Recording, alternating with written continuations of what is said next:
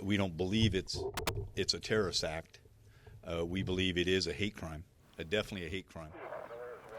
A violent and deadly crime in Fresno. 3 people gunned down in the middle of the day, and police say the shooter picked his victims based on their race. Tonight, we're learning more about the man police say pulled the trigger, and his ties to Sacramento. Good evening. Thanks for joining us tonight. I'm Nikki Lorenzo. And I'm Ty Steele. Shots were fired just before 11 this morning in downtown Fresno. The violence expanding to 4 separate locations throughout the area. We have team coverage for you tonight. Fox 40's Sinceri Tonsel is offering more insight into the accused gunman's connections to Sacramento. But first, we go to Fox 40's Doug Johnson. He joins us live in Fresno tonight. Doug, how is the community dealing with this tragedy?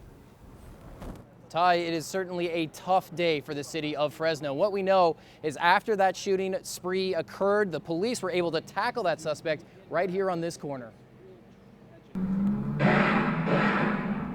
You're listening to The Moments. 39-year-old Corey Ali Muhammad shot at 4 different people. 4 complete strangers. He killed 3 of them. Fresno Chief of Police Jerry Dreyer played the audio captured by the city's ShotSpotter system to media from all over the country. A total of 16 rounds were fired according to our gunshot detection system, and all of those occurred in approximately a minute to a minute and a half.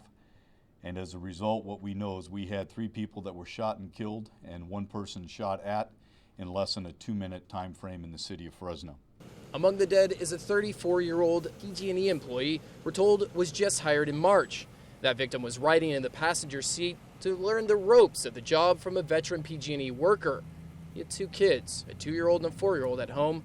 PG&E's president flew to Fresno to speak. We lost a member of our family. It's hit us all very hard. The other 2 victims were leaving the Catholic Charities location, one carrying food he had just received. The bishop also speaking, as did Fresno Mayor Lee Brand.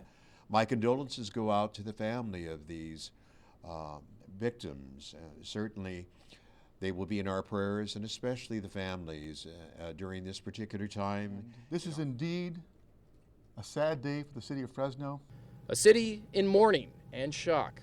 Could have been anybody that was on the street, and those lives were taken too soon.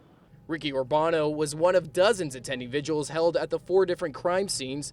She brought these candles to place near her business to honor the fallen. I don't know much of who they were or who they are, and I just hope that their lives are remembered. Back out here live as the names of those victims and their stories are told and remembered. We do expect memorials like this one to grow. Reporting live in Fresno tonight, Doug Johnson, Fox 40 News. Doug, thank you. And more now on the crime itself. Within 1 single minute, 16 rounds were fired. One man spoke to reporters tonight saying he was the intended target of some of those rounds, but the bullets missed him. He just walked up to you, started opening fire? No, he came around the corner. He came around the corner. You know who he is? No, I'm just random. You were walking out at the time? Yeah. And what happened? He just started firing at you? Yeah, he fired 3 rounds at me. Wow, terrifying. Meantime, we're learning new details about Muhammad's past and his connection to the Sacramento region. Fox 40's Sinceri Tonsel joining us now in the newsroom with the details. Sinceri. Well, when something like this happens, everyone wants to understand who might have been pulling the trigger. Some of the pieces are coming into sharper focus tonight. Adding to the mystery surrounding the motives of accused quadruple killer Corey Muhammad, how deep his ties to the Sacramento region might have been before federal records indicate he went to jail in 2005 for drug crimes and for being a felon in possession of a firearm. No one at apartment complexes where public records show he and relatives used to live locally remembered seeing his face, a face that has now become infamous. The suspected gunman in a total of 5 Fresno shootings in 2 weeks. We do know that Muhammad attended Grant High in Sacramento in 1996 for 1 semester of his senior year. The now 39-year-old also took classes at Cosumnes River College for some part of 96, 97, and 98. He declared as a marketing major at American River College college but withdrew from the one class he enrolled in 2003. The Los Rios Community College system confirms that Muhammad spent some additional time as a student at Sacramento City College, but the campus has not yet provided the years or his course of study.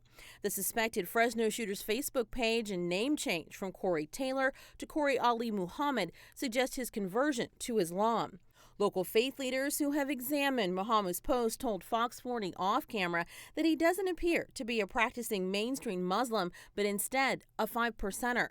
That's a cultural movement started in the 60s by a former member of the Nation of Islam, which espouses that the black man is God personified and is very hostile to whites. Investigators say that Muhammad had expressed his dislike for whites on social media, and all of his victims were white. The Islamic Cultural Center of Fresno issued this statement saying in part, quote, "We condemn the acts of this criminal in the strongest terms. Today's crime represents nothing to do with our faith, our community, our center, or our people." Nikki? Sincere, thank you again. Corey Muhammad is in custody tonight. Stick with Fox 40. As we learn more about those victims killed in the shooting spree, you can always find the very latest information on our app.